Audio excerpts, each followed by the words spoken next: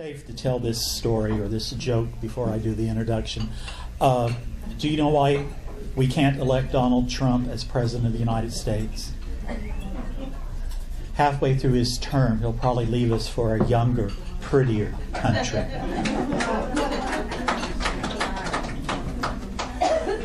I've been asked to introduce a former mayor of Alva, Oklahoma, who will then introduce our main speaker. Most of you in this room know Mr. Chafee. He was a mayor for over a decade of our little town. He's a retired teacher. I admire him because he taught at the junior high level with those kids in the hormonal changes of life. I taught at the high school level after they had already gone through that. And the little ones in elementary would drive me crazy. But Mr. Chafee, his former mayor, got to see Alva through some very interesting times and helped move the city forward. So at this time, Arden, I invite you to come up and introduce Mr. Morrissette. Thank you. Well, Vanessa and Julia and I were talking a little bit before the program started this evening, and I said, yes, I'm so accustomed to leading meetings that I always try to follow the Oklahoma open meeting law, whether it's required or not. Probably not a bad habit to have. It's an honor to introduce my friend Richard Morrissette this evening. He and I worked together in the legislature when I was president of the Oklahoma Municipal League, and he's been a friend of municipalities for the past 12 years that he has served in the state legislature. He's also been the torchbearer for our party and appears regularly on a show called Flashpoint, and has done a good job holding his own in some rather tense situations. He said he was, on at least one occasion, tempted to go Jerry Springer, I believe is the term that he used. And I know we've all been in those situations, especially when we're discussing people who have a slightly different opinion of the direction that this country should take. But I think this gentleman has an idea of the direction that this state should take, and that's why he's chosen at the end of his term to run for Corporation Commission. And so I'm proud to introduce Mr. Representative Richard Morrissette. Thank you, Mr. Davis. Thank you, everyone. Somebody left there. Is someone taping this? Somebody's phone was left up here. That yours? You're welcome. My name is State Representative Richard Morrissette. Thank you for having me here this evening. I had a rather difficult day. Originally, earlier in the day, as a lawyer, I'm an attorney. I represent people that have very difficult situations in life. Something happened this morning that I thought I was going to have to deal with this evening based on that representation. So I called about I must have been around before, right about noon, saying I couldn't make it. Things developed. Called me back, and I had another friend of mine, attorney, fill in for me graciously so I could be here tonight. So it all worked out. I'm going to speak for a little bit. I traveled a long way to be here, and you asked me to speak, so you're going to get your money's worth, whatever that means.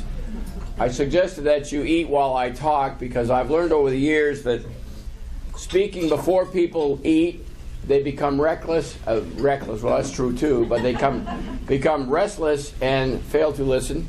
If you speak after people eat, they're all asleep and want to go home. So it's best to speak while everybody eats. You're doing what you do, and I'll do what I do. And we accomplish both missions at the same time. House District. I am a Democrat, by the way. This is the monthly meeting of the Woods County Democrats. Is that correct? I got that right. We are Democrats. Are there any Republicans listening to this? There is one. There is two. Well, all right then. So this is not what we call a private club meeting, so I will gear my remarks more towards a public meeting than a Democratic meeting, but I assure you I will intersperse it with my beliefs that the Democratic Party is the party that has it mostly right, not always right, but we are a party, in my opinion, of the everyday person, not only here in this state, but of the interest of Americans all through this country. I was suggested the other day, a friend of mine who is a banker suggested that I would get a lot further politically if I was a Republican, because the Republicans currently control things. Well, I come originally from back east. I'm not originally from Oklahoma. I've been here for 35 years, traveled here in 1981 to attend the University of Tulsa Law School.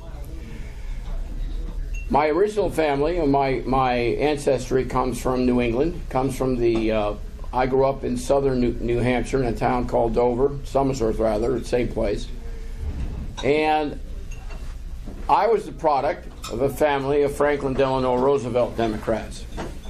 Both of my parents grew up in the Depression, hearing the stories of not only them, but hearing the stories of my grandparents, who could barely speak English because they came from French Quebec. They came to this country as immigrants, like many did at the turn of the 20th century, to seek better life in the land of gold and honey. I tell you that story because, like I said, I'm going to speak for a little bit, but I'll give you a little anecdote story of history. We all are a product of our upbringing. We are all products of how we originally started in life as children and then into teenage years. My upbringing was of a locality that was very heavily industrial based. Tell a little funny story. My background, my history is French-Canadian, Franco-American, but there were lots of immigrants in all of the communities back east, but the town that I grew up in had two distinct immigrant communities. One were the Irish. You know, the old story is, why did God invent grass? So Irish had something to grab onto. You didn't get that, did you? Okay. And us, French Canadians. There were two Catholic churches in town, the one I attended as a young boy. Matter of fact, I went to Catholic grade schools when they still had nuns. That's how far back that was. But in those days, Catholic schools were not the rich schools you see today, like McGinnis and all of that. These were poor schools.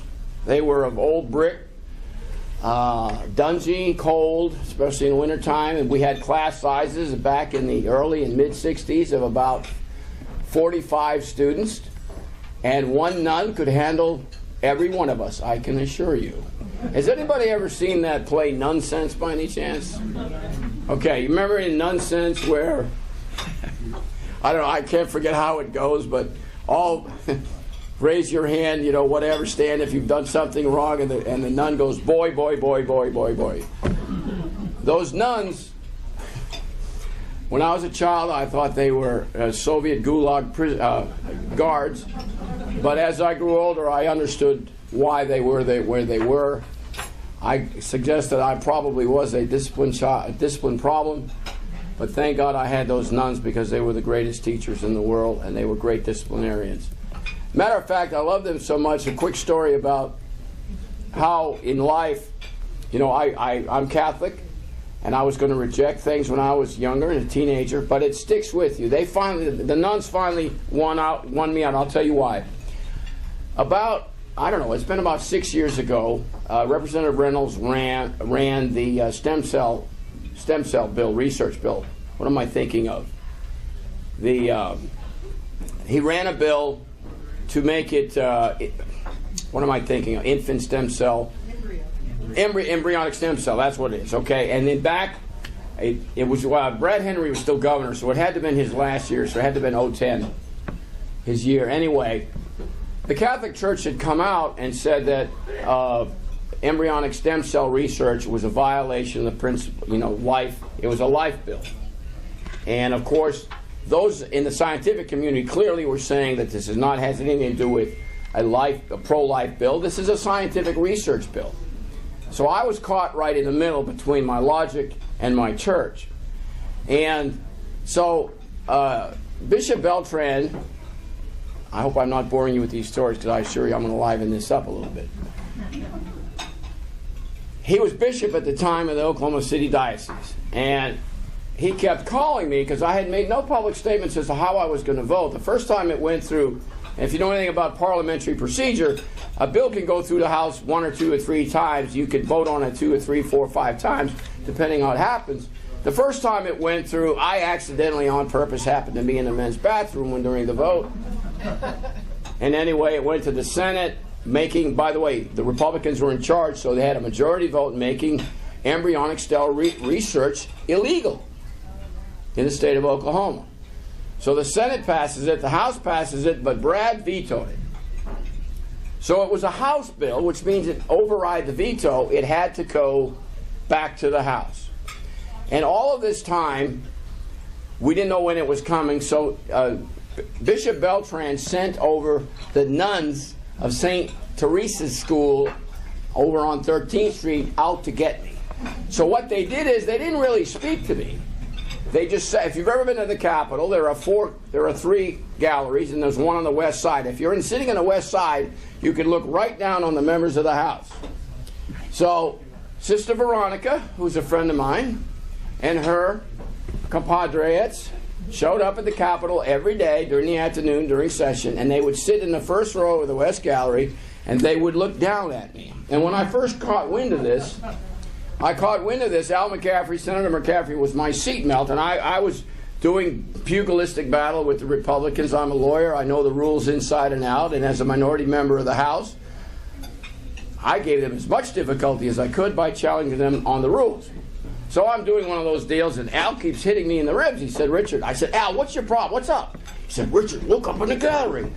And so I looked up, and there was Sister Veronica, and I went, and she's looking down at me like, oh, well, what's in you, pal? Make a long story short, it comes back for an override. And Mike runs it up, and of course, my friends on the right. Now, what happens is, on a vote, you got to get 67 or 68 votes to override. Okay. Now, the governor, bless his soul, Brad, we are friends, but at the time, I hadn't heard a word from Brad in several sessions. And all of a sudden, he starts blowing up my phone. Richard, I really need... And first time he called, I'm like this. Who is this? All right, is this a joke? This is your Governor, Brad. I said, no, it's not. He's never called me before. But he was this time wanting me to override. And then on the other phone, I got Bishop Beltran saying, my dear son in Christ. And I'm like, oh my God, now what am I going to do? So anyway, the bill comes up. I can't hide in the bathroom this time. And sure enough, anyway, the Democrats on my side are saying sustain the veto by voting red. My Republican, all of them saying vote green. And I'm watching the vote count like a dummy, okay, because I know better. You're better off to vote quickly and get out of there before it gets to the point where, not me, I'm sitting there watching it. Gets to 60 and then 63, and I still haven't voted yet. Then it gets to 64. Now things are really getting hot because there's only 3 or 4 of us left in the hall. It came down to my vote. I am not kidding you. And I'm thinking to myself, if I vote red, that's no for override, I'm going to get excommunicated. So there you go, and the clock's ticking. You have 2 minutes to vote. 10, 9, 8, and all right, this side's yelling at me, and this side's yelling at me. I pushed the green button to override. And thank God I did, because it would have been all over the newspapers. And then it went to the Senate, and they sustained the veto. So I got the vote with my church, and they sustained the veto, so Brad he wanted the same thing. Anyway,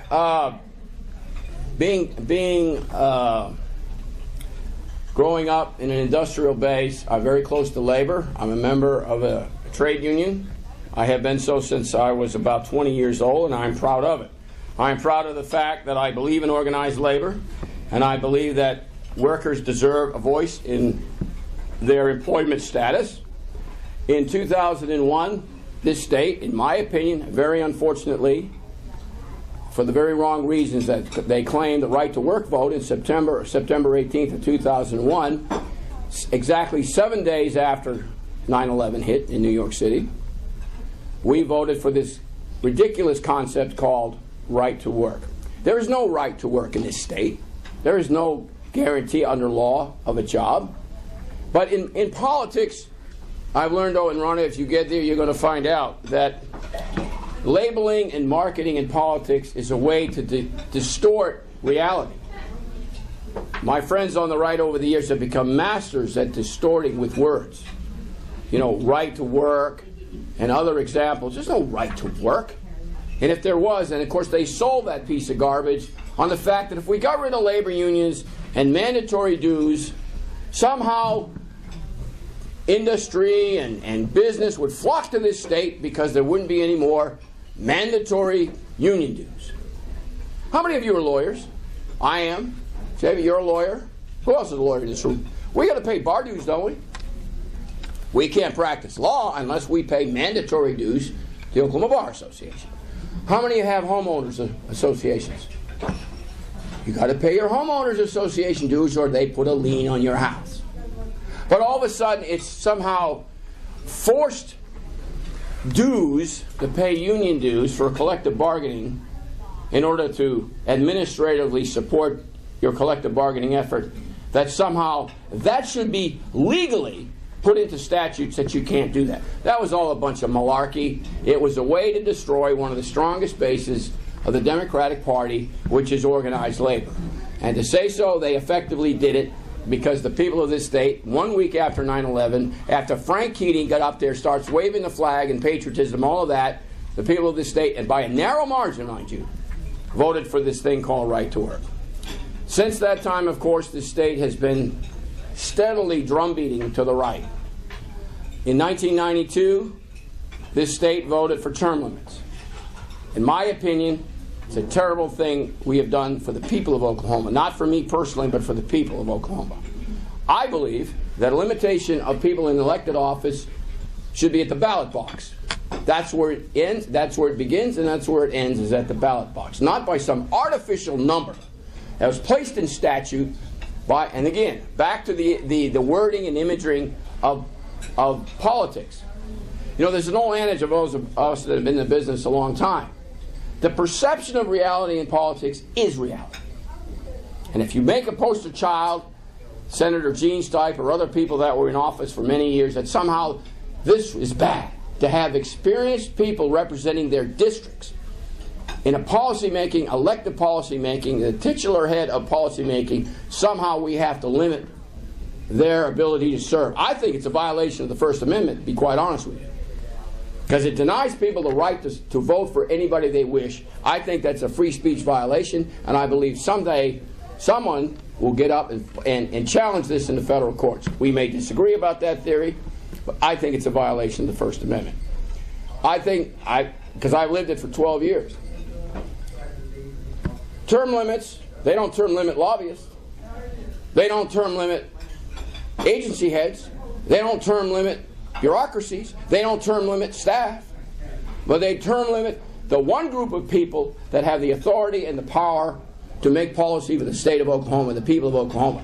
That does not make logical sense. And what's happened with term limits, in my years that I have been there, people arrive at the Capitol with the answers to the questions before the questions have been asked. How in the world do you negotiate with people like that? That have the answers to the questions before they've even asked the questions. They come in and have all of this, blah, and it's ideologues. Those of us that are lawyers know this. And here's an example. I don't know what kind of law areas you guys practice. I practice in the area of criminal law and family and other contentious areas. And in a divorce case, I start off the negotiations like this. You're the other lawyer. I say, what does your client want? Let's start there. Tell me what your client wants. Money. Sure.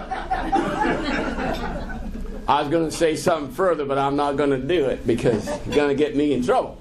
The point of that is what? The only way you can get anything done on a rational basis with people that disagree is by negotiating in good faith, just like a bargaining agent would do in a labor contract, by the way, to get to the middle to resolve the issue. Otherwise, you have a contentious battle and some strange person in a robe decides your fate. I don't believe there's a better way to. But anyway, you go to the Capitol, and everything, by the way, is decided on red and blue issues. Is he a Democrat or is she a Republican? And if it is, we can't side with the other side because they're on the other team.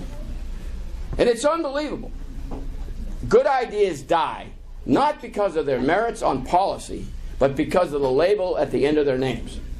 I'm going to leave you with something, and maybe you'll remember this through time. Envision, those of us in the law, the Lady of Justice, right? The scale, she's blind, and the sword. I could really make some stories on that, but anyway, the scale of justice has two balancing arms, right? The old farmers, wait. On the one hand, you have policy, the changing of idea, the making of policy through the legislative process. Policy. And over here we have politics. Policy, politics. Every single time. Politics determines the outcome of every single issue that has any slight bit of contentiousness about it. Every single time. That's because of this red-blue divide that has polarized not only this state, but has polarized this country. Those of us, and most of us in this room, are old enough to remember black and white TV. I don't think we got our first color TV till I was 1974, when I was in my senior year in high school. And we all remember, most of us, except for maybe one in this room, if you changed the channel on the TV set, you had to actually get your butt off the couch, move towards the box, and change the dial. Remember that? And it was black and white, and if some folks actually had rabbit ears, remember those? And I remember my buddies and I, when I was in high school, we were big sports guys, and we were watching hockey from Boston, and we were just further enough away from Boston. The sports channel, you remember UHF, whatever that stood for? It was the off channels, channel 34 and 25, right, in Oklahoma? Well, the hockey games were on channel 38. So we would have to get, and this is in the middle of the winter, storms, whatever, have to go up on the roof and turn the antenna. And I'll never forget my buddy Dwayne's dad he was a hardworking guy, and he worked all day. He's just sitting in a big sofa. We would have one guy at the TV set, one guy at the window, and one guy up on the roof. And his father would be yelling very nasty words to the guy at the window, and the guy at the window would be yelling to say, turn the roof. Anyway, the point of that is what? Now we have, and I had a chance to work many years ago in Washington, D.C. for Congress, a senator, U.S. senator. And in those days, we didn't have C-SPAN. I'll get an interesting story about how that happened. Interesting, when I was on the United States Senate floor, something happened. We didn't have C-SPAN, we didn't have cell phones, and we didn't have 24/7 cable. So when you were in Washington or in Oklahoma City, the debates and whatever you had, in my opinion, in this body, were within the delegates of the people. And negotiations and debate were within that group of people.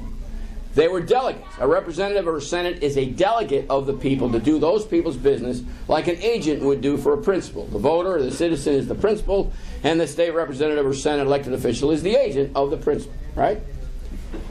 Now, and I'll never forget the United States Senate floor.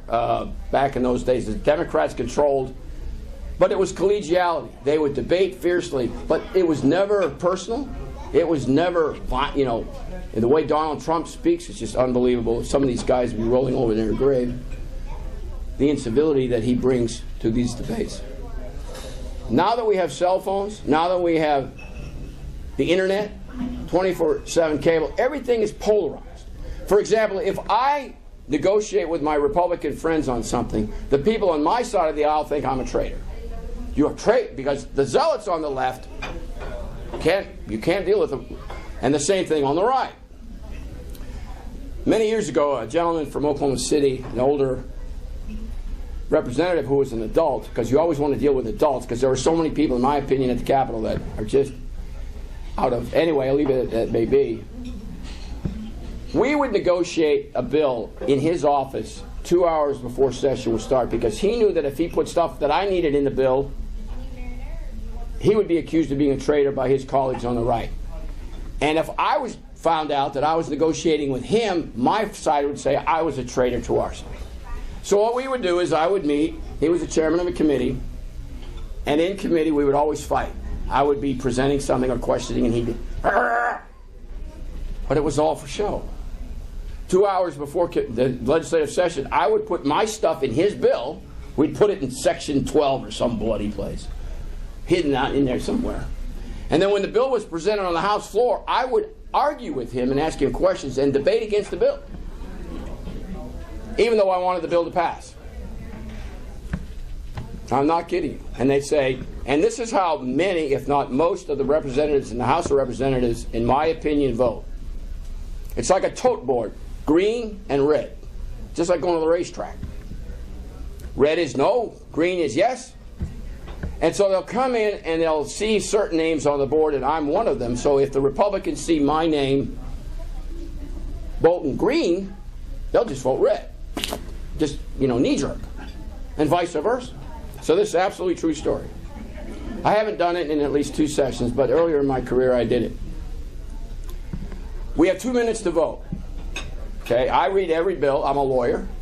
Lawyer, lawmaking, lawyer. Kind of rhymes, Many civilians I call non-lawyers. Legalese is very difficult, and when you place words and the ands and buts and shoulds and will and should and all and must. By the way, the most destructive word in our statutes, gentlemen, is the word shall. The courts shall do something.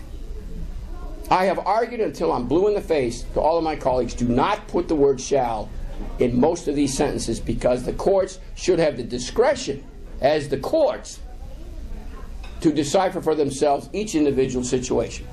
Not this bunch. There's a shall everywhere. And if you guys do any court work, you know what I'm talking about. It's like the court is hamstrung in cases where being hamstrung should be left to the discretion of the... Anyway, so back to my original story. Green means yes, red means no, right?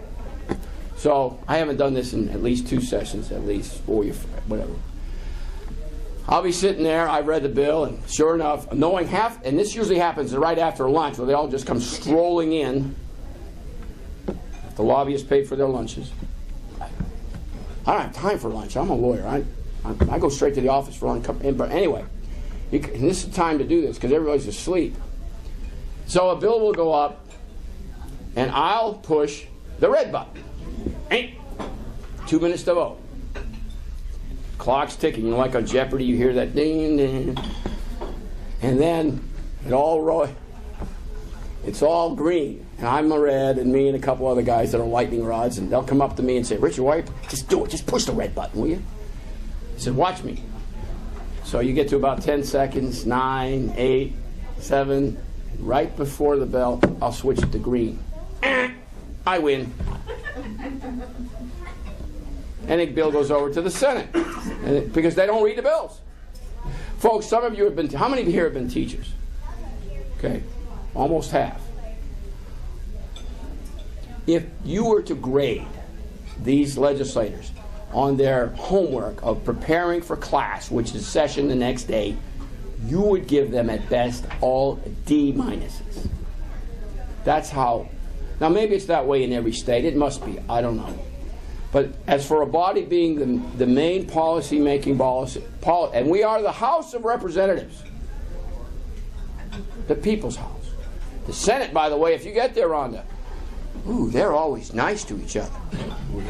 Yes, Madam Senator. And they're all. I go over there. I go, what is this place? They're all. It's like you're at some, you go over to the House. You get some real fireworks. You get some real fun over there, which is really the way it should be. At Senate, there's like, no, everybody's afraid of the insult. Like, my God, get me out of here. All right. The legislative process this year was terrible, mainly because of the budget, in my humble opinion. All of us grew up, had heard at some time in our upbringings that if you lived in a medium or lower household, money was always an issue, paying bills. My mother would always use the term make ends meet. That meant what? That meant you only had a certain amount of revenue coming in, finite amount of dollars. You had to make sure that you don't, and by the way, some of you may have grown up the same way. We didn't have credit cards. My parents grew up in the Depression. They didn't believe in credit cards. They didn't have any credit cards. Why? Because of debt. Over-financed spending that you couldn't repay. And they were terrified of it. Revenue, expenses meet. And that's what our Constitution says. That we shall have a balanced budget. If you believe that, I am the King of Spain. There is nothing anywhere near close to being a balanced budget. That is a fallacy. Excuse me? Spain didn't balance either. That's true. I would agree with that. But it has gotten so bad because they have denied to look at realistically the revenue. And these are the Republicans. It's their house. It's their show. It's their business. How many people agreed with the last 3 secession tax cuts that the legislature has approved? I've been there 12 years. My district is a very economically challenged area, without question. But I get a chance to go to Rotaries with all the well-to-do and high-heeled people. No one has ever asked me for a tax cut in my entire 12 years I've been out there. Not a single person has ever asked me for a tax cut. But somehow on the right, they've got this fallacy. Who's the guy that made that Norquist? What's his name? Grover Norquist. Starve government. Where did this fallacy come from? That overtaxation. You were mentioning, Ms. Chavy, about Randy Terrell. Oh, he was one of the biggest champions of cutting taxes. We have one of the worst tax codes in the country. The highest tax bracket starts at $10,000. The last tax break we did, if you earned, a family of 4 earned $45,000 a year, you got back a rough gross of about $45. If you were in the 1%ers, you got back over $3,500. Is that fair? How about a sales tax? Most regressive tax there is.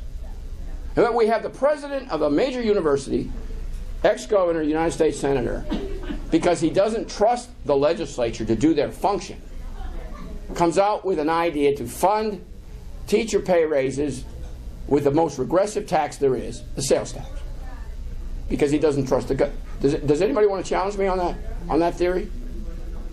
By the way, the teachers didn't get a pay raise in this legislative session either. Even though all session long, those on the right kept talking about giving teachers a pay raise, they never did. Now, the truth is the truth. I challenge anybody to challenge what I'm saying. They refuse to address the revenue aspect of a budget. So they're playing all these Mickey Mouse games. Because this is primary season. And many Republicans right now have you have, what did you say, 3 Republicans vying for Senator Anderson's seat? And if past is prologue to the present, they're all vying to be more right than the previous guy is, marching to the right. Because they know that only the zealots vote in primaries. And the only way a Republican can win to get to the general is by outrighting the guy that's more right than he is or she is. So you have ideology running government instead of practicality. Now, again, it happened during the Democrats. I agree. Democrats aren't immune to this. When the Democrats were in power, they failed to protect highways and bridges. They may have spent too much here, the tax, whatever. They made mistakes too. But if my memory serves me correctly, and I worked out there right out of law school 30 years ago, and I remember the debates in both the House and the Senate, they would debate about things like hospitals, veterans, seniors, teachers, school kids, and they would fight about where the money was going. Not about the basic principle of why they were in government. To have a responsible government to the needs of the people. Of course, there wasn't term limits either. And so the longer you're there, believe it or not, the more influential you become because you know the system. You also know the bureaucracy. Because it's the bureaucracy that really runs government. Guys like me and other elected officials come and go. And they know that. So if you want to ride somebody out that has a heartburn for something like I do about DHS, you just sit back and wait. He'll be gone. And you get somebody new that doesn't really know anything. It has the influence of their political friends. The people that fund their campaigns. Term limits has brought us ineffectual government because we have inexperienced people that don't know their districts, don't know why they're running, and don't know really what they believe. In my district alone, I'll use my case as an example. House District 92 in South Oklahoma. South Oklahoma City is, just like every district, you really can't use the term somewhat unique because unique is unique. It's one of a kind. I wouldn't say it's one of a kind, but it has its own characteristics. It has a pulse. People there are kind of rough. They're very independent. They like swashbuckling pirates like me. And it's been, I choose to call House District 92 paradise because they're great people. They don't ask for anything except they want a fair shake. I got 3 people running for my seat that have no connection to South Oklahoma City. I got one kid that grew up in Barlettsville, one kid grew out of state somewhere, and the other kid grew up, kids mind you, I say kids because they're all 3 of them are under 30 years of age. And at my age, I consider that a kid. Okay, so one of them's going to win, but it's all because of opportunity. They know the seat's being vacated, and everybody knows anything about politics. No, you can best win a seat when it's open, when there's no incumbent. So they all flock in there and run around. They don't know these people. And it happens all over the state. So they get to the Capitol. They don't know the district they represent. They don't know what they believe. And they're exposed to the undue influence of the money changers in the temple. You can't get elected, Rhonda, without raising money. That's the reality of it. And therefore you have to do what you have to do to raise money. And therefore, the lobbyists aren't term limited. Agency heads aren't term limited. So you have the policymakers are so. You know what I told people how to get a bill passed the last several years? This is how you do it. Let's say you wanted a pay raise for education. You go to one of my colleagues, mainly on the right, that's just newly elected. You go up to them and say, Jack or Frida, whoever your name is, if you don't vote for my bill and do this or that, I'm going to find somebody to run against you in the Republican primary, and we're going to beat you. Okay, what do you want me to do? Vote for my bill. Okay. I know of one case in particular, the workers' comp bill. Either one of you guys do workers' comp law? That bill we passed is hideous. Absolutely hideous. They did away with the court system, workers' comp court. It was written, by the way, by the big guys. They get to walk out of the system, claiming that they can be their own insurance company. And by the way, if you really look at that law, the Supreme Court is dismantling it piece by piece by piece because it's unconstitutional. But anyway, we were 1 vote away from killing that bill. But 2 days before the vote, I had heard some rumors that the money changers were infiltrating and infesting some of our younger Republican colleagues that had the tendency, knowing what is right, to vote against that bill. I approached one. I knocked on her door of course, I'm considered like Darth Vader on the other side. So her secretary out front, I'd never knocked on the door before, and the secretary goes, well, Representative, there's somebody here to see you. And she opens the door and it's me. I'm going, hello, can I talk to you a minute? She's like, oh, come in. And I sat down with her. And I just said, look, I know what's going on. I have more spies out there than the CIA ever could have dreamed of having. I knew what was going to happen before they knew what was going to happen. Spies are excellent tools if you're in the legislature. And I just looked at her and said, look, do the right thing. You know what the right thing is. They're scaring you to death because you're freshmen. I said, people of Tulsa have voted for you once before. They'll vote for you again.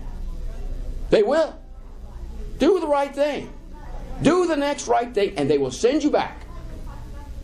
She didn't, because they scared her with this business of a primary and money and all of that.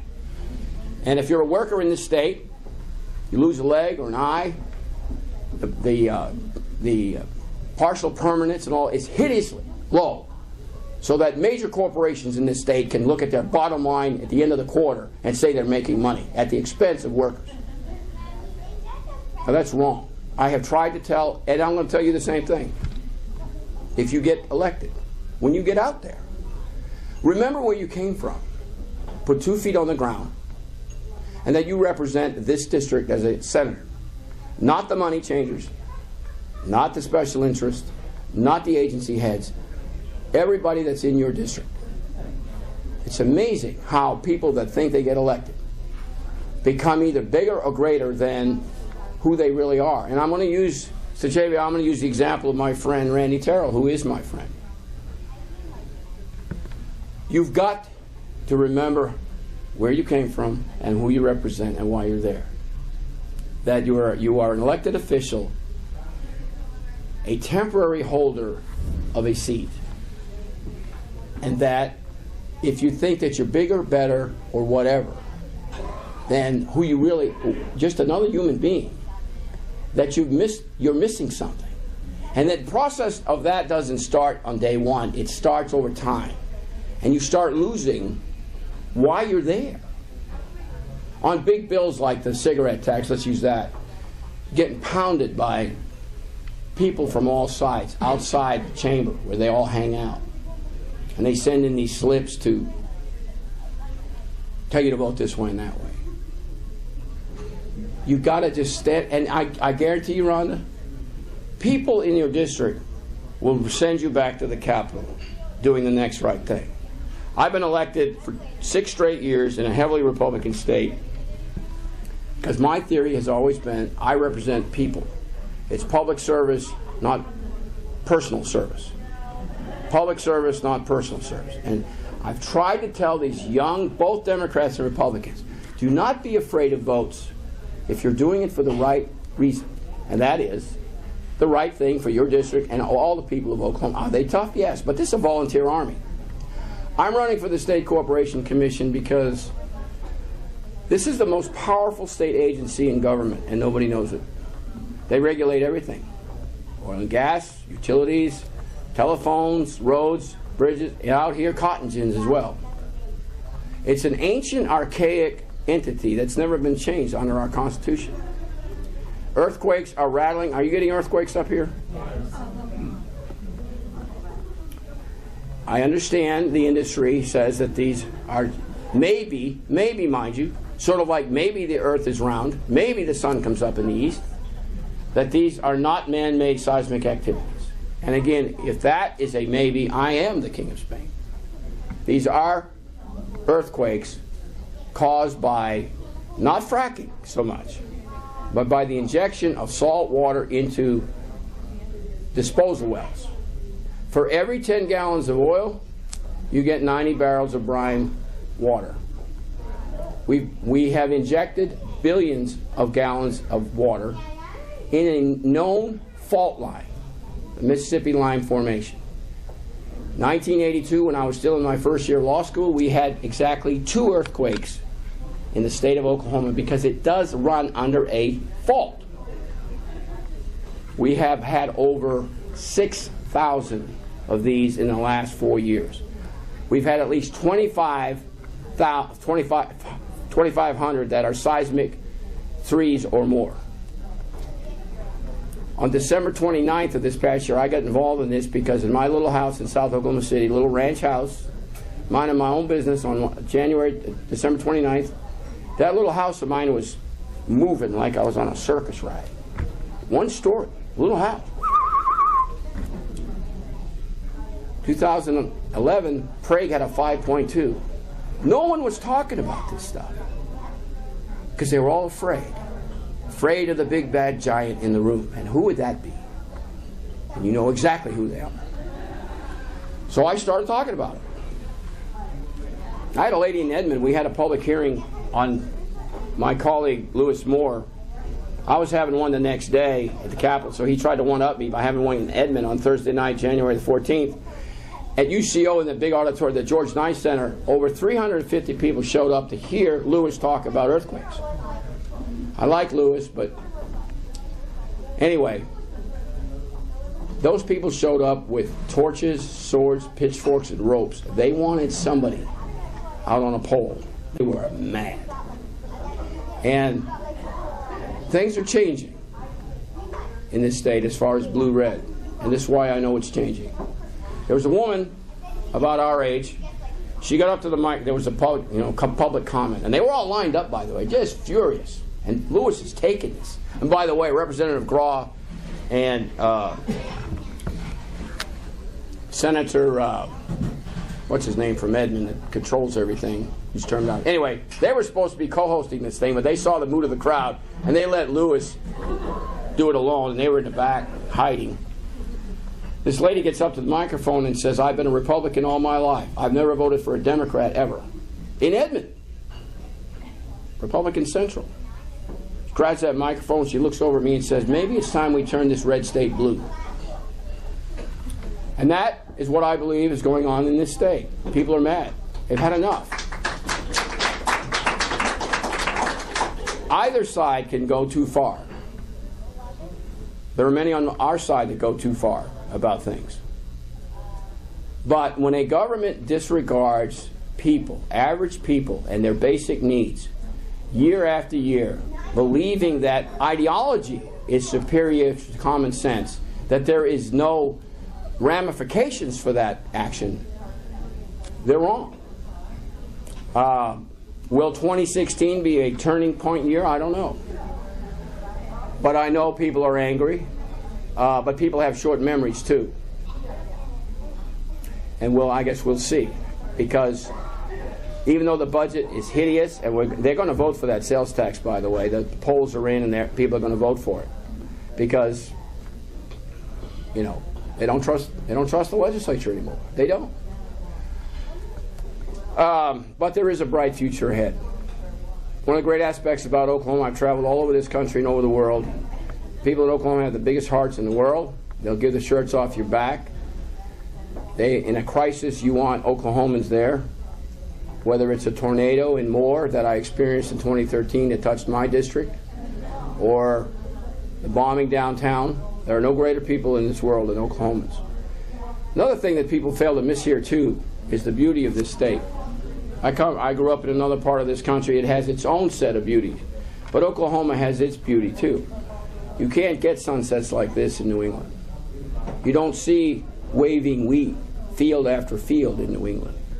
The rivers and streams in eastern Oklahoma are just unbelievably beautiful.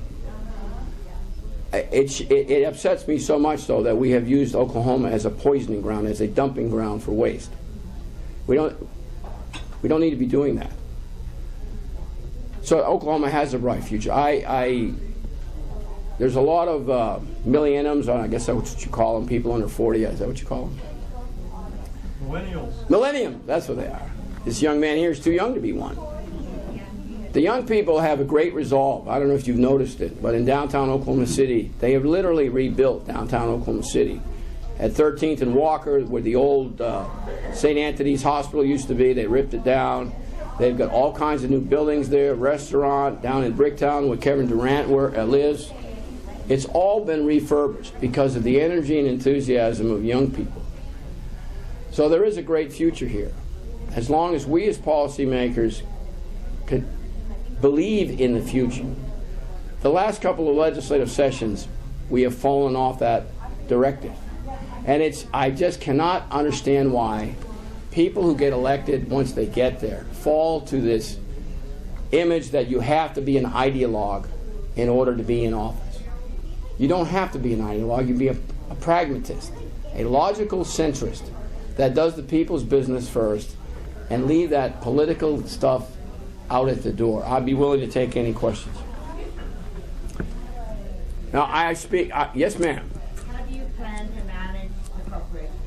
Excuse me? How do you plan to manage the corporation? Well, first of all, I would like to manage it by using transparency. Nobody knows what that agency does because I believe they want it that way. They don't want you to know. It's this big black hole over there, this dark building. Nobody knows what goes on over there. They want it that way. I'll tell you what, I walked into, I don't know if you all know this or not, one of the reasons I'm running is, you may have heard this, I hope you have because it's going to affect every one of you. They voted this year, after 3 votes, 2 of them they denied, to give OG&E and PSO a $500 million, $500 million rate increase to put coal scrubbers in the Red Rock Power Plant in eastern Oklahoma. Why? We have natural gas here, which is a stepping stone bridge to the future of alternative energy. We have an abundance of natural gas here, but ONG and PSO insisted on burning Wyoming coal in a dirty plant that's outdated. Why? I went to the final hearing. The final hearing on this, it lasted a total of 8 minutes. 8 minutes. So I sat in the front row, so all could be seen. And I walked into that room, and the yuckety mucks, and you guys know who they are, the suits and the guys that are getting all kinds of contracts from the yuckety mucks. You could have felt the air get sucked right out of the room as soon as I walked in. Like, how y'all doing? How you doing over there? I'll sit in the front row, okay?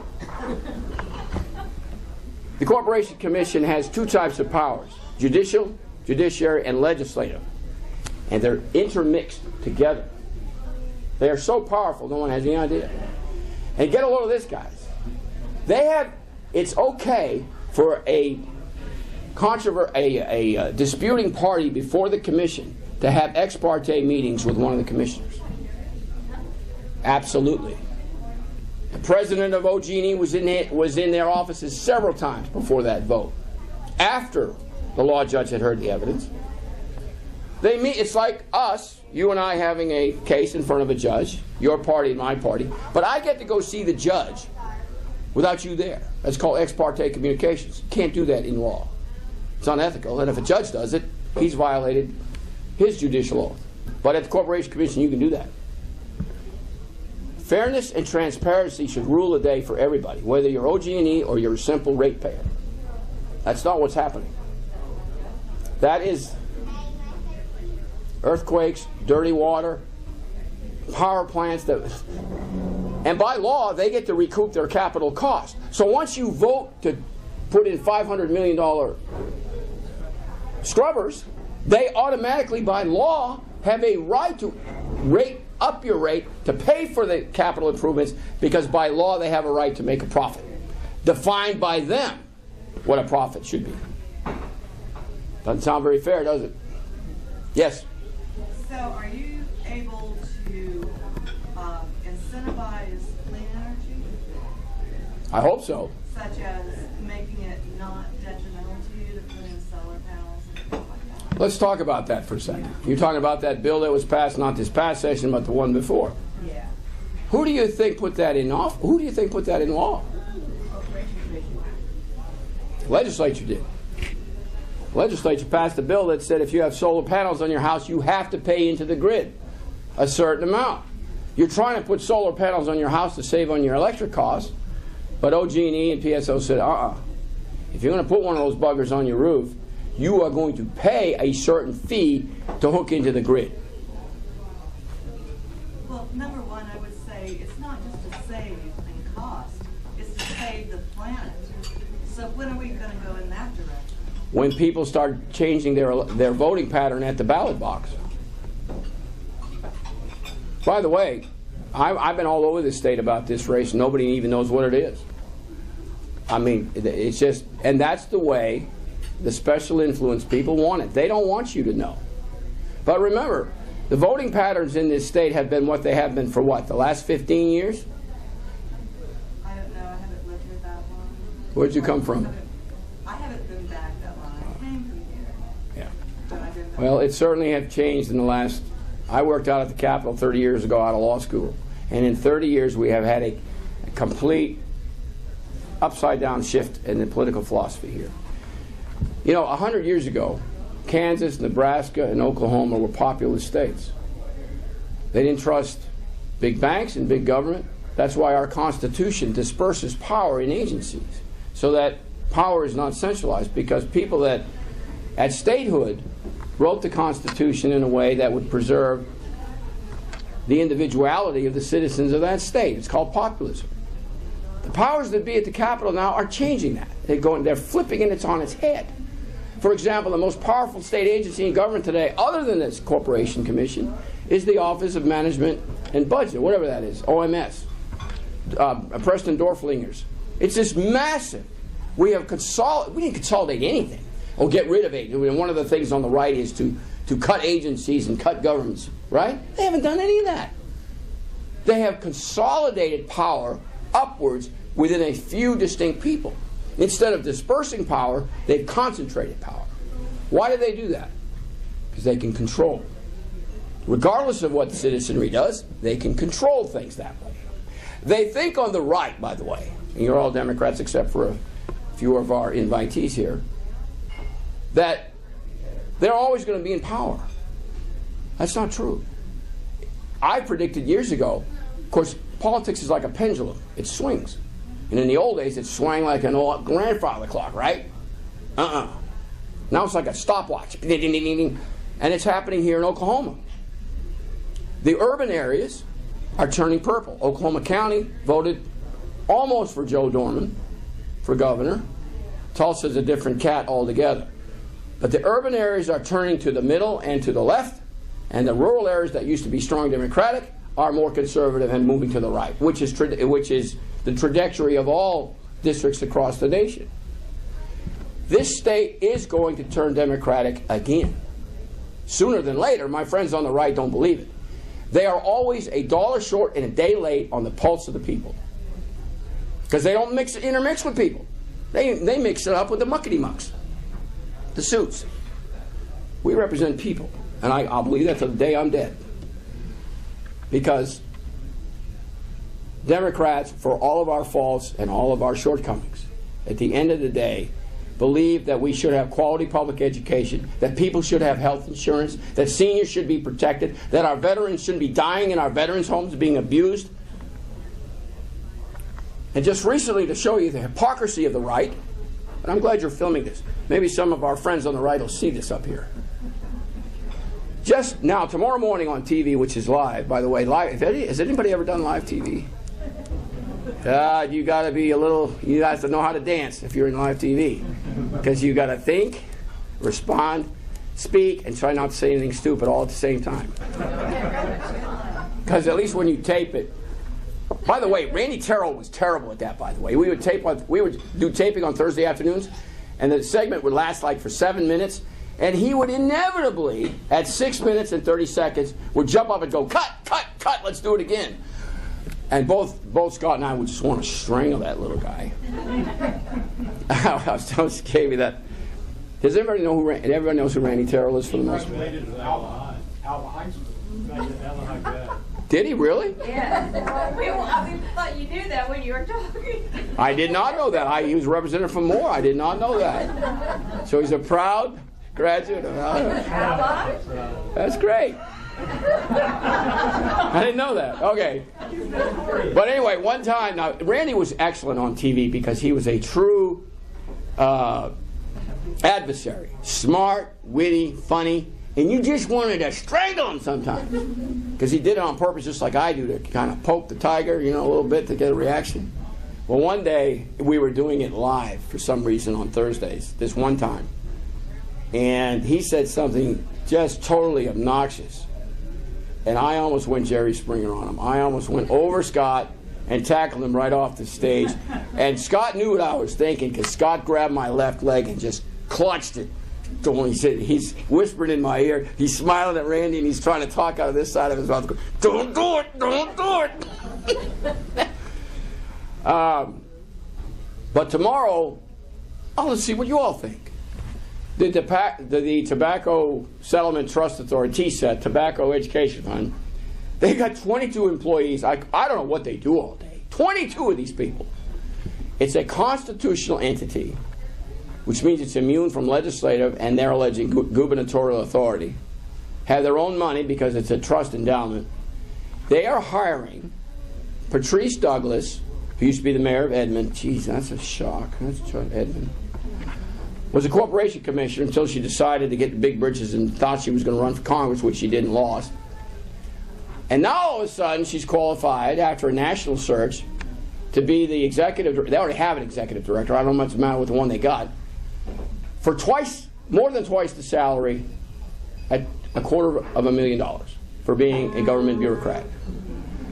Teachers, school districts are going to 4-day school weeks, cutting out extracurricular activity. DHS is getting away with developmental disabilities list, which we have 7,000 on. And we're going to give this lady a $250,000 of money for being a bureaucrat. The governor tried to veto it. So yesterday, in their arrogance, they wrote I've got it in my phone, told the governor to go stick it in her ear. We're going to do it anyway.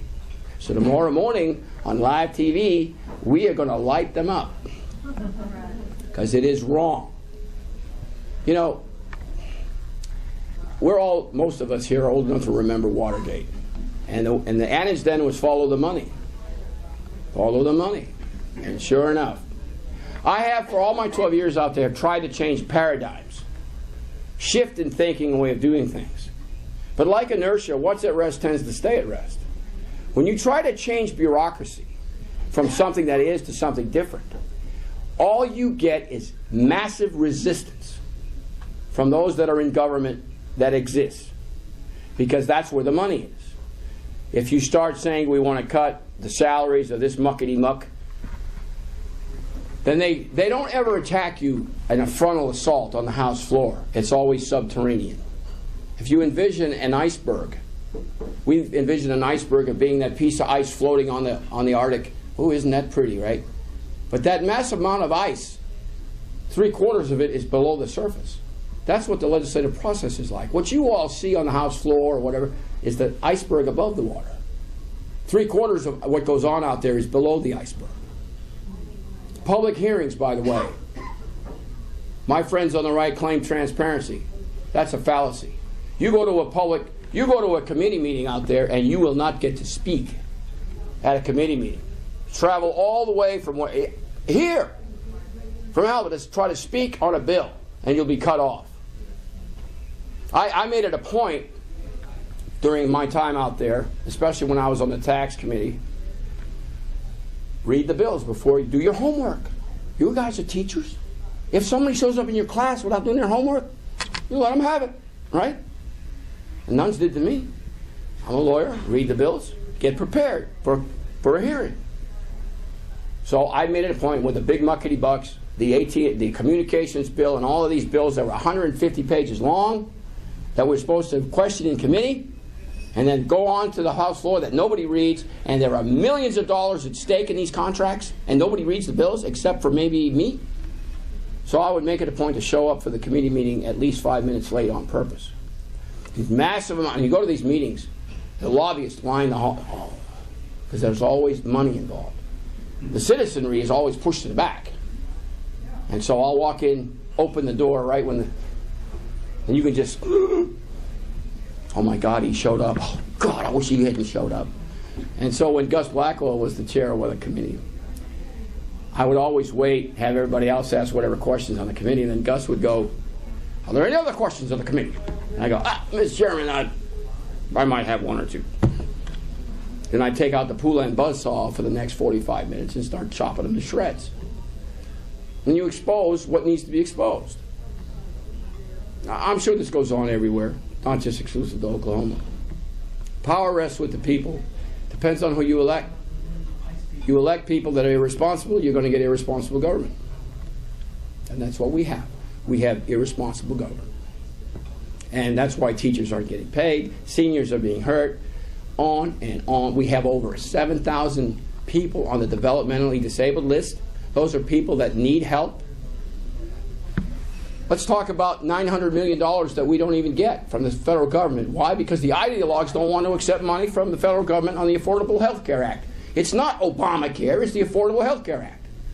$900 million. Those of you that are in banking, it's a 9-to-1 match. Let's see, I invest $1 and I get 9 back. Geez, that's a pretty good investment. Oh no, we can't do that because it's a boogeyman in federal government.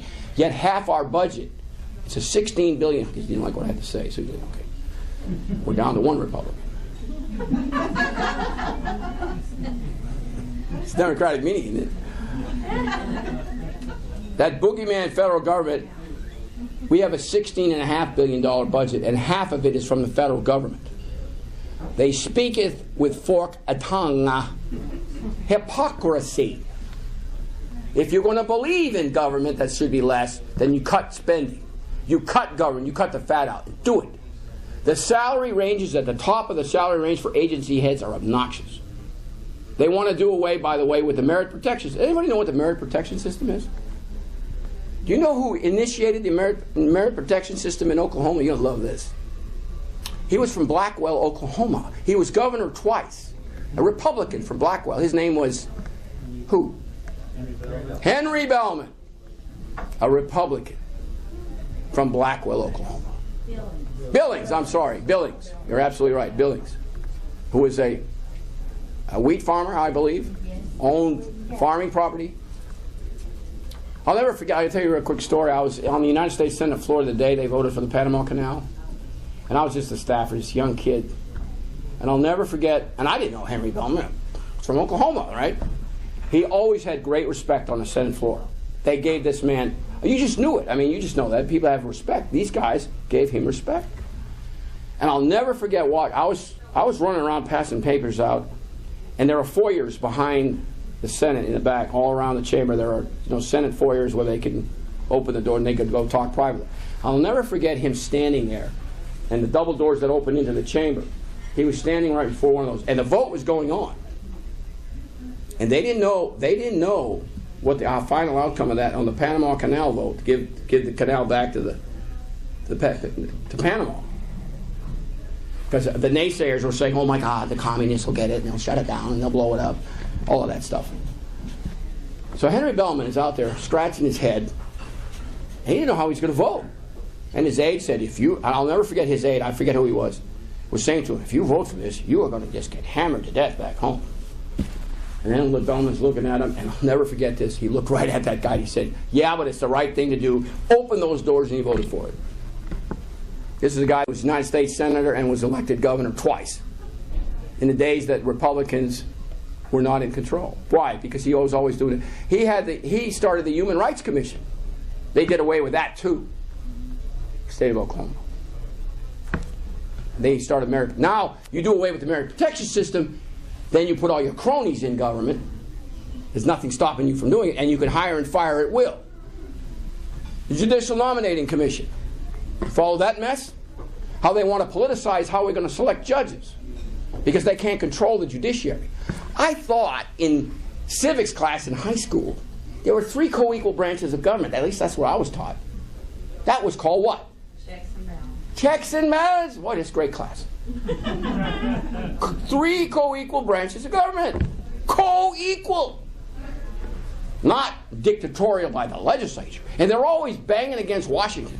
And yet they want to put Washington-type politicism, because the United States Senate, you have to approve federal judges. How many federal judges are not being approved now in the United States Senate? Over 200, because of the left-right BS. The fellow that's being nominated for the Western District is being held up, because our 2 heroes of the United States Senate, I guess, don't like him. I don't know. You know, whether it's Democrats or Republicans, why can't we all just get along? Just do the next. I tried to tell the governor this. She's picked me out twice in her State of the Union. I don't know why. I'm sitting there minding my own business. Next thing you know, she starts picking on me. Whatever. I said, Governor. And, I know what it was. You get invited to the mansion during the start of session, and she has this, let's get together. Okay. And most of the Democrats don't show up, but I always do. Why not, right? It's like, you walk in the door, they're all Republicans, and I walk in, it's like, hello. It's like, what's he doing here? Get him out of here. Oh, I'll tell you another funny story real quick.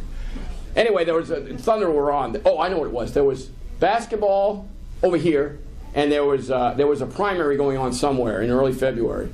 And all the politicians were watching that. And I went over and watched the Thunder, because there were 2 TVs, and so I'm sitting there minding my own business, all by my lonesome, because no one was talking to me. It was strange. I was right. So she comes over and sits right next to me. I said, how you doing, Governor? She says, hi, Richard, how are you? And I said, great. And I don't know, we got to talking, and I said, Governor, let me just, you just did the State of the State, all these great ideas. I said, Governor, you got to lead. What are you afraid of? You represent everybody, not just the special interest. Just do it. You'll be amazed how good it feels. I said, I know you're a kind person. I know you, and she is. I know you're a kind person. Follow your instincts, and your instincts are to be kind. And so when these muckety-mucks politicos advise you to, what does your gut tell you? She grew up in Tecumseh, didn't she? I said, what would your father do? And anyway, she's sitting there, yeah. And I know she means, but sure enough, as soon as the so-called talking heads, politicos, experts got to her, originally she was all for Medicaid expansion. She was for it. She publicly announced that she was for it. And then she found out that the right-wingers on the way right, the Flat Earth Society, the ones that told her not to, she said, okay. What? I said, you don't have to face election again, just do it. I said, another thing I told her, I said, why don't you had one state of the state that nobody listens to? Why don't you come back at midterm and do another one? And look at the legislature and chastise the legislature for not following your prescription. No one's ever done that. Why don't you be the first one to come back to the legislature and give them a report card on your agenda, F, and just let them have it. You know, and then I'll never forget this, though, this true story. I know you're recording this, so somebody will.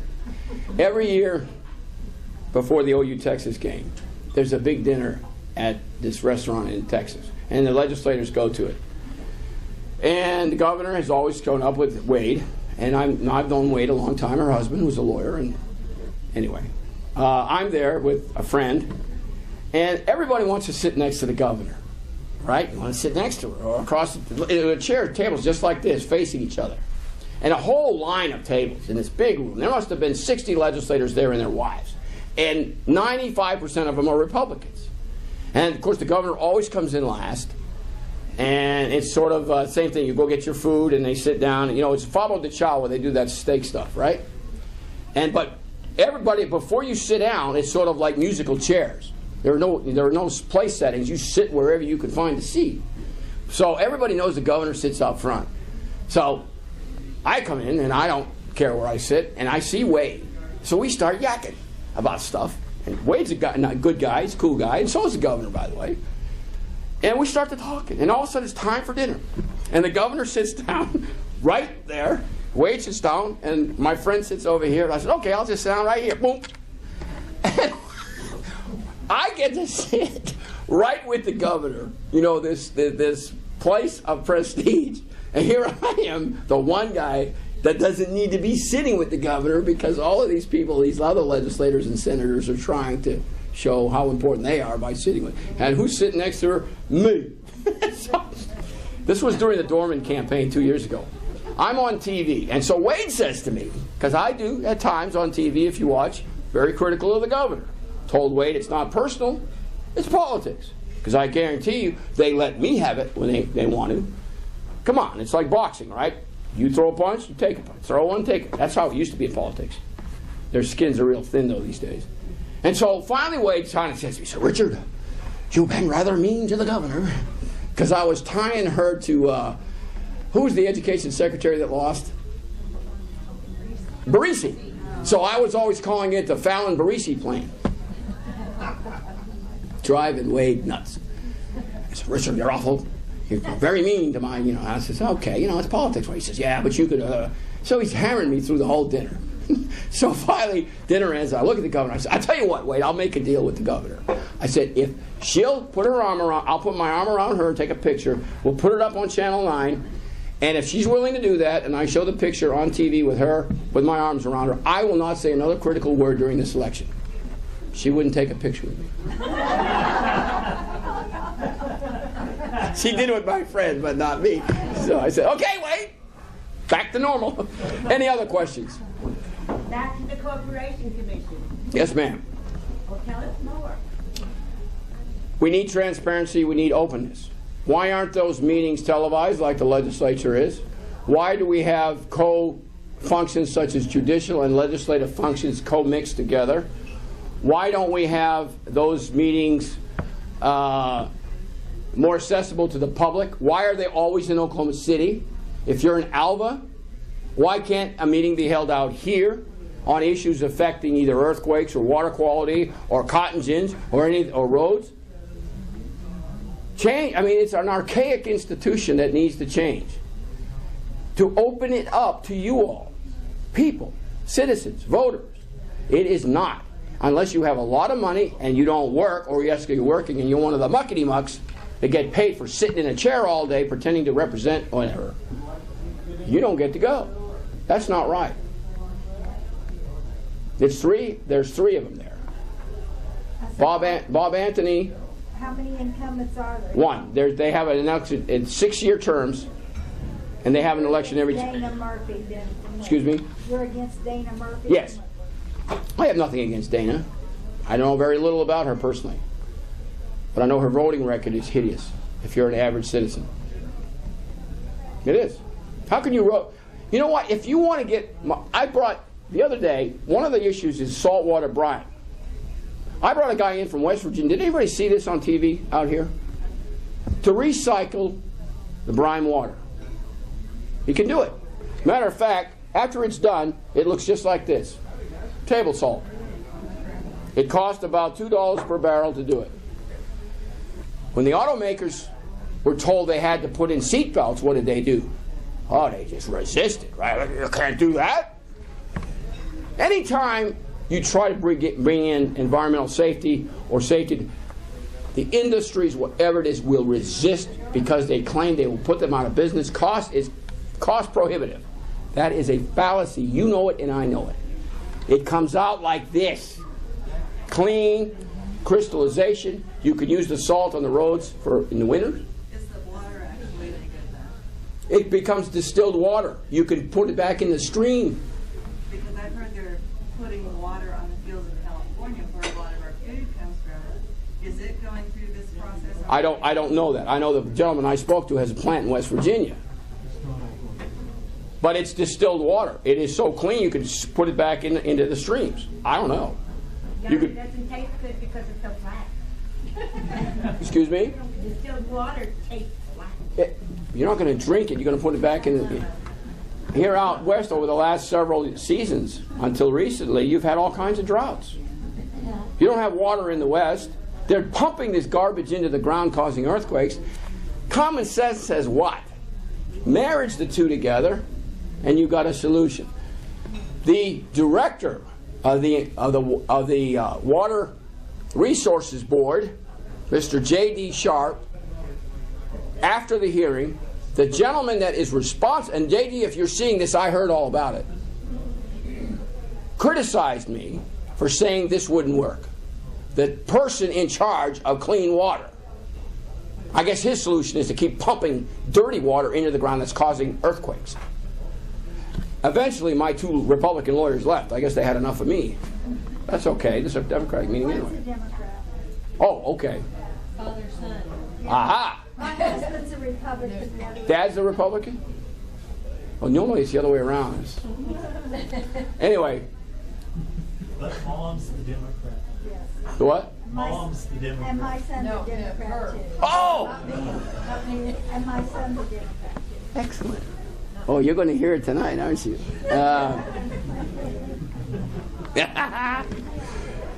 The director of the quality is criticizing this plan because we turn dirty water, which looks a lot like this, with all kinds of stuff in it, to this.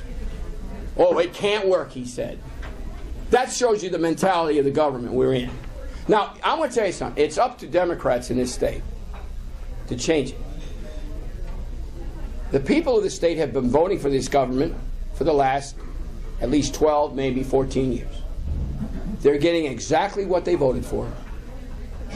How can a guy like Donald Trump, who's a billionaire, I want to make an example. Let's go back to class.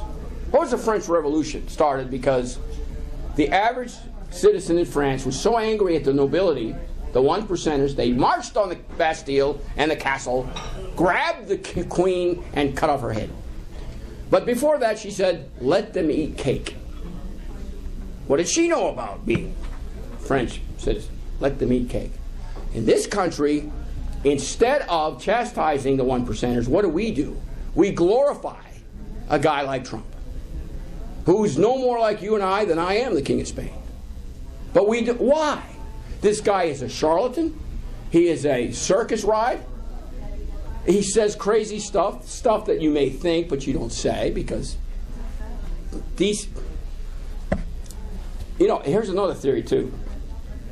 I've been told over and over during this election cycle that Republicans won't vote because Trump's on the ballot. And these people are experts. They're going to come out in droves. Buses. They're going to come in their tractors to go to the polls. And by the way, that brings me to another subject. The ballot is going to be so long, you're going to need to bring your lawn chairs and your sleeping bags, because we have more questions on it than you can shake a stick at. Like, any other questions? I talk a lot, but I drove a long way, so that's the way it is. We need to elect Rhonda as a state senator. Now, by the way, Anderson, by the way, has not been a bad senator.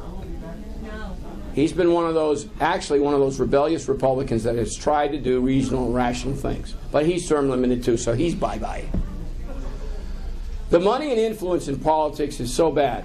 I'll give you an example of what I heard today, and then I'll stop. There are two types of expenditures. Hard money, like we all remember in the old days, that includes hard political PACs. Now we have something called an independent expenditure. Anybody know? Let's go back to class. What is that? Independent expenditure. Aha! Yes, sir. It's a group that supports you that has no direct connection to your campaign. That is essentially the truth, yes. It's a group who, by the way, with Citizens United, that glorious bunch of people in the Supreme Court, my lawyer friends are gone, we got one lawyer left. Those people on the Supreme Court that claim that a corporation, an artificial legal entity derived in the 19th century, is now a person.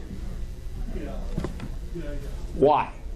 Because the way you get on the Supreme Court is how? You get appointed by the president in power, and you're approved through the party in power in Congress. Anybody that doesn't think the judiciary is political, let's go back to that King of Spain stuff. A 5-4 decision. Brown versus Topeka, that desegregated schools up here in Kansas. Earl Warren insisted, because it was such a cataclysmic type of case, a earth-shattering, society-changing decision, he insisted that that decision be a 9-0 decision, unanimous from the Supreme Court. Citizens United was decided in a 5-4 decision. Justice Kennedy again became that, I think, that swing vote. I don't know what Kennedy believes. I don't think he believes in anything. Making unlimited contributions, anonymous, unlimited. And that group that you give it to is a person. Money pollutes everything. There are at least 2 states that have public financing of elections. State of Maine has elected a woman legislator who was a janitor prior to being elected to the Maine House, and now is the Speaker of the Maine House, a janitor. She is the Speaker because they have public financing of elections. You have public financing of elections, and you will make elections equal across the board. But people know, especially the big groups, investing in candidates is a tremendous investment, a very inexpensive investment. And to think that when people give you money, oh, I'm not giving them money to garner influence? Right. That's why you're giving them money, right? Just doing it because you have some extra cash lying around the pillowcase. People give for a reason. The more money you have, the more power you have. Donald Trump doesn't have to get money from people, so that's why he's so independent. Money pollutes. You take money out of this equation, and you will have better government in all 50 states, including the... Do you know that congressmen and congresswomen spend 4 hours a day on the phone raising money, dialing for dollars? Every day. They're there. Constantly raising money to get reelected. There's something wrong. Further questions? All right, I've been talked long enough. Did anybody get bored? Or hopefully Good luck in your election. Good luck to all you Democrats up here. Independents get to vote on our side now. I hope they come out. But how sad our elections are. We have House districts are 35,000, Senate districts are 70. I'm going to use 35 as my marker. Of those 35,000, less than 17,000 generally are registered to vote. Those 17,000, only about 40% ever vote in a general election. And of those 40%, less than 10% ever vote in a primary. So we are electing our leaders with a very small minority of votes. Why people don't vote is beyond me. And by the way, has anybody ever travel to Central America during an election. It's unbelievable. I think it was in Ecuador. Democracy, yes. Why people aren't voting. I'm carrying the medical marijuana petition to get it on the ballot as a statutory change around here. And I had probably talked to over a dozen, I'm going to call them kids, seem to be in their early to mid-20s. And they say, oh, we got in trouble. We're on probation. And apparently once they get so far in the process, they lose their right to vote. Yes. And it's just shocking. You can't drive either. And these are, kids that may have screwed up once or twice. I don't know the history behind their situations.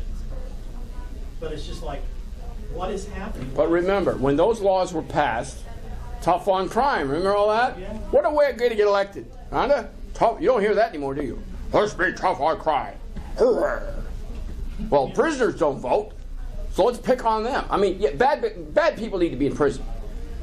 But over 80% of our prisoners in the DOC system are nonviolent, drug addict, alcoholic, and mentally challenged individuals. And that is a terrible investment. Or we're just experimenting on God. I practice juvenile law. I won't even begin to tell you how horrific Title 10A is. Our juvenile, we are poisoning our children's future by these archaic, outdated penal system laws. Bad people that commit bad crimes need to go to prison. Bad people go to prison. But to spend $25,000 to $26,000 a year on somebody that has a drug addiction in the penitentiary is a very wasteful way to spend taxpayer. We're always hear from the right how government should spend the money. How ridiculous is that? But yet, the people I have served with are so terrified of that primary challenger. I'm not kidding you. They are so afraid to face the general public. I have had member after member after member come after me privately when a Democrat would challenge them in the general election in a strongly held Republican seat and just chastise me about how dare I, Democrat, whatever, I didn't have anything to do with it. Democratic challenger filed for an office in a Republican district. That somehow, I live in South Oklahoma City, not out here somewhere. They feel offended if somebody puts their name on the ballot. I thought that's what democracy was. I've even had, the stories I have been told would make your hair stand up on your back about how they've tried to get people not to file for offices. It make your head spin. These are people that are in office, incumbents. It's not a right, it's a privilege to be in office. And of course here with term limits, we are all termed out, no matter what. Thank you all for having me here tonight. I appreciate it. I'm glad I got here on time. It's been a wonderful evening. I know tomorrow morning at 7:50, please watch Channel 9. On Channel 9, it's always 2 against 1, the Republican, and my moderator is a Republican. It's always, I'll tell one last story, I'll let you go because it's funny. It's always 2 against 1, but it's a fair fight. I'm downtown Oklahoma City one day when George W. Bush was president. Now, I would always shtick him because it was easy pickings with this guy, right? He wanted to privatize Social Security. Come on, man. So anyway, I would always use the stitch, George W. Bush, and drive them nuts on him. I did it on purpose. Once I found out to drive them nuts, I kept doing it. So one day, I'm downtown near Bank First, where Regine Rainbow's bank is, and I walk around the corner. It's a wonderful May day, beautiful day, and an older lady, an elegant lady with a hat on, comes around the corner and sees me. And she says, "Young man, you're the man on TV." And of course, being a peacock and the rooster I am, I said, "Yes, that'd be me." Thank you very much, man. And then she starts letting me have doing this. "You are so disrespectful to the President of the United States." And she's just hammering me. And people are walking by. This lady is letting me have it on the street. They're like, "What do you mean? If it was a guy, we know how to take care of it, right?" So I got to think of something because she's just bearing down on me. So finally I said, ma'am, please, let me explain. And she goes, "I need an explanation for your disrespect to the President of the United States." I said, "Man, please, you got to understand. She says, I'm listening. So I said, ma'am, there's two types of time in this world. There's real time and then there's showtime.